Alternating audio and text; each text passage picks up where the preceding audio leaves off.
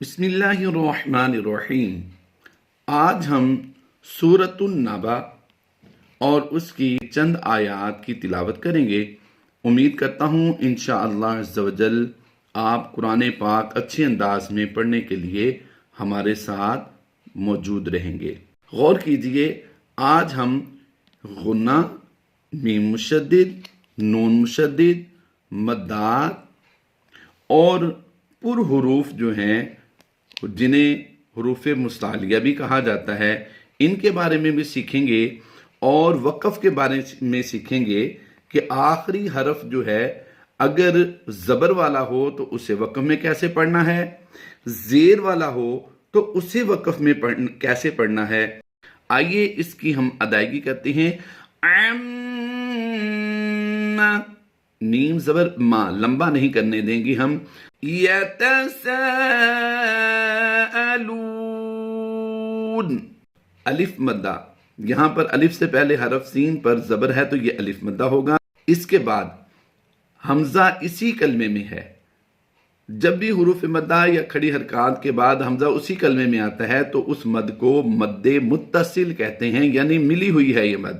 اور جہاں بھی یہ حمزہ جو ہے عین ٹائپ آئے گا تو اس کو بھی حمزہ پڑھیں گے اور وہ اس حرف میں متصل ہوگا۔ یہ بھی یاد رہے کہ یہ حمزہ کسی کے اوپر نہیں آنا چاہیے، اکیلا حمزہ ہونا چاہیے۔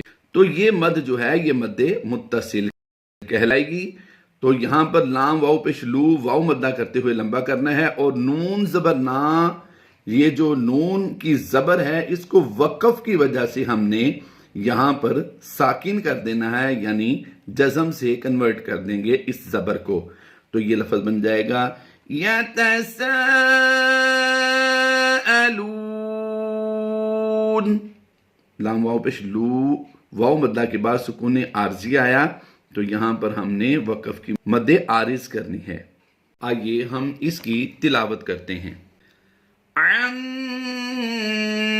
یتساءلون، نون کی زبر کو ہم نے وقف میں ساکن کر دیا اور یہاں پیچھے ملا کر ہم نے مد عارض کر دی۔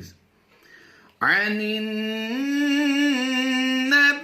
العظیم، اب یہاں پر بھی وقف کی حالت میں مد عارض کریں گے۔ اس کی ریزن یہ ہے، یہاں پر واو مدہ تھا اور یہاں پر یا مدہ ہے، لیکن زبر جو ہے وقف کی حالت میں جزم سے بدلتی ہے تو یہاں پر بھی زیر جو ہے وہ ساکن ہو جائے گی، جزم سے بدل جائے گی، تو وہاں پر مد عارض ہوگی۔ یعنی ہم نے یا مدہ کو ایک الف کھینچنا تھا، لیکن اس عارضی سکون کی وجہ سے ہم نے اسے کیا کرنا ہے، مد عارض کرتے ہوئے 2، 2.5، 3 الف تک اس کو کھینچ دینا ہے۔ تو آئیے اب دوبارہ انہی دونوں آیتوں کو ملا کر ہم پڑھتے ہیں۔ عَمَّ يَتَسَاءَلُونَ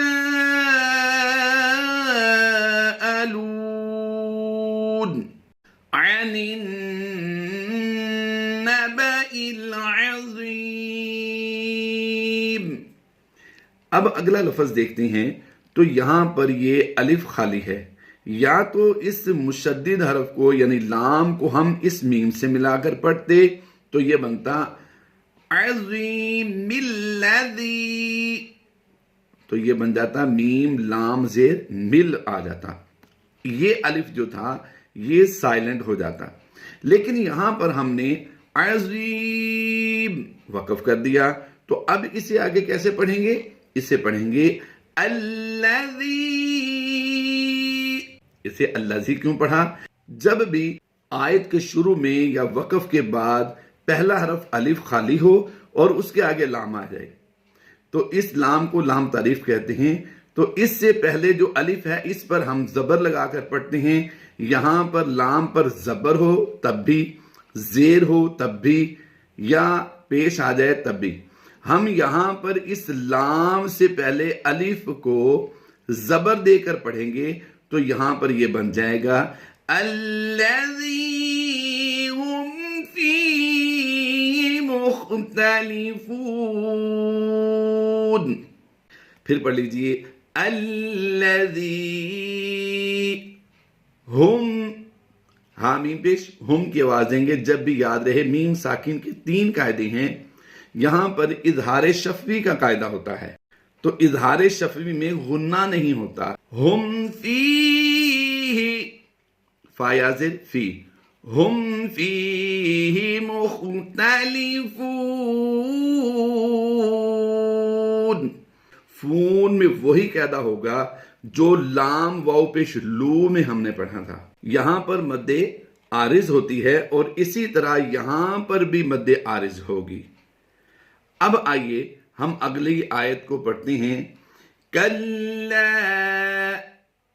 پھر پڑھ لیجئے کلا، کلا، لام الف زبر لا، الف مدہ ہوگا، یہاں پر ایک الف کھینچ کر پڑھیں گے. سیعلمون، سیم وہی قاعدہ ہوگا. فا واو پیش فو، واو مدہ ہے. یاد رہے حروف مدہ کے لیے کسی حرف کا ہونا ضروری نہیں بلکہ واو ساکن سے پہلے پیش ہونا ضروری ہے.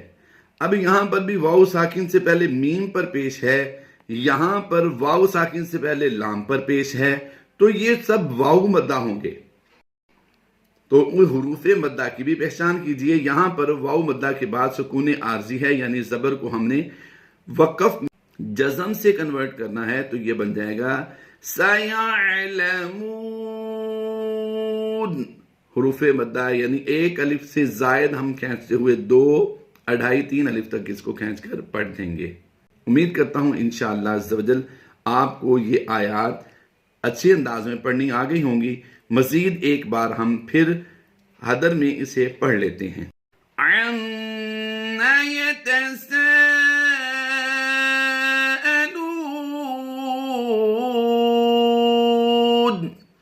عَنِ النَّبَإِ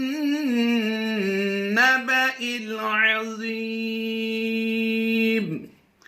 الَّذِي هُمْ فِيهِ مُخْتَلِفُونَ